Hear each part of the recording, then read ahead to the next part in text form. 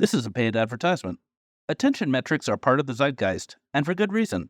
The industry needs a better quality measure than viewability. According to the IAB, 90% of advertisers plan to use attention metrics this year, so there's a good chance they're on your radar.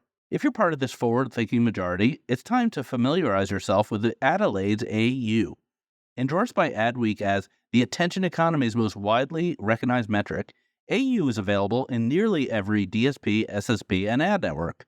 Learn more at AdelaideMetrics.com. That's AdelaideMetrics.com.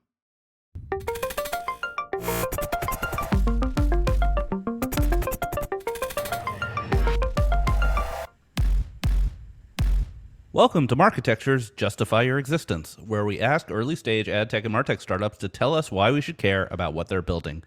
Today, we have Noah Palansky from Tave TV. Noah, thanks for being here. Yeah, thanks for having me, Ari. Tave TV, how do you spell that so people know?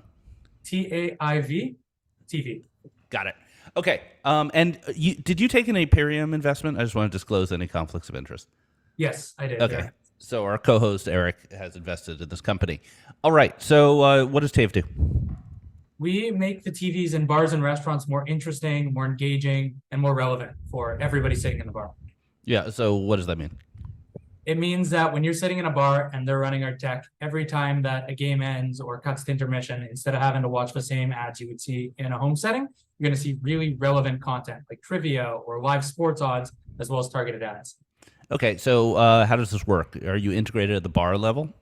Yeah, we are. So we have hardware that connects right to the cable box, and we do real-time computer vision, gain a bunch of context about what's being shown on each individual TV. And then using that, we have AI that's able to intelligently make decisions on what to show. Cool. And where do these ads come from? Are you selling them yourself, or is it programmatic demand? It's both. So we have an internal ad sales team as well as programmatic integrations. Why are these ads better? I think the ads are pretty good on sports programs. I think they're pretty good too when you're in a house. So the problem is when you're out of home, they're usually not playing audio. They're not meant to be shown in that environment. So imagine you're sitting in a bar and you see an insurance ad or a competing bars ad, and it requires audio for you to engage. It assumes you're going to be staring at it for 30 seconds straight. Or you're sitting in that same bar and it says, Budweiser, the price of the beer in that bar. It's a static image. You can glance up. It has some animation on it maybe. And suddenly you understand that you can order a beer there. That's a way better ad, in my opinion. Okay, so where do these ads come from? I mean, creating a special ad for your system sounds burdensome given relatively small reach, right? Well, it's actually not that bad. We have our own internal graphics team, so we help all of our clients with ads, but they're also easy to make because they're generally like low motion, almost images with a little bit of graphic animation behind it. So they're pretty easy to produce. And our reach also isn't that small. We're doing about 500 million monthly impressions right now. Great. Is it throughout the U.S.? Yeah, we're in 9 major DMAs. How many bars? Over 500. Gotcha.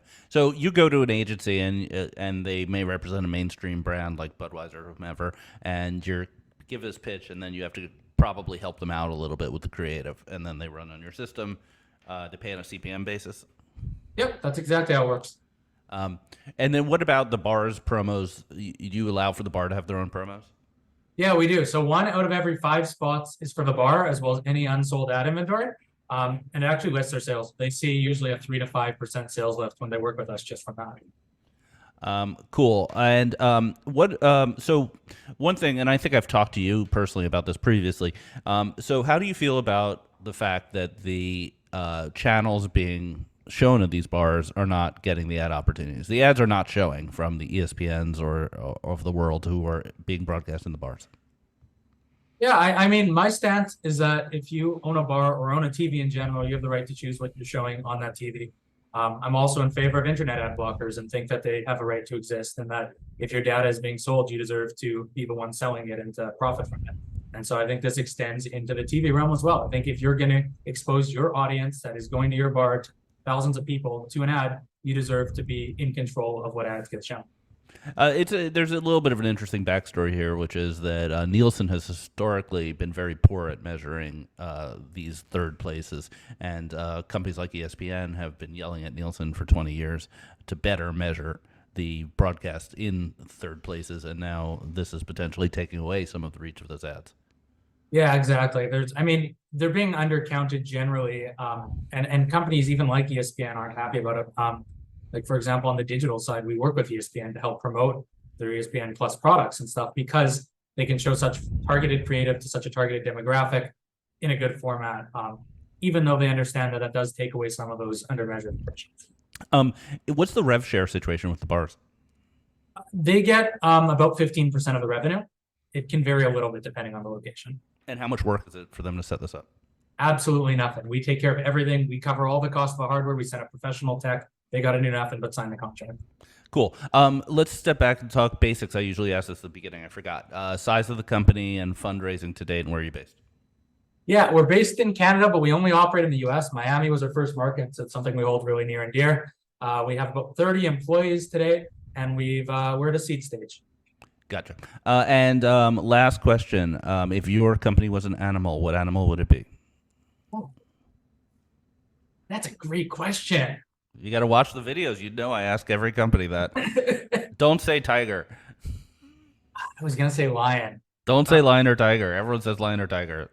It's a bogus answer. Wolf, because I think that the value in what we're doing comes from the network we're building, and that as a pack, we're a lot stronger. So every bar we bring on and every advertiser we bring on makes the pack stronger for everyone else. All right, Noah, thank you for justifying your existence at TAVE TV. Thank you for having me.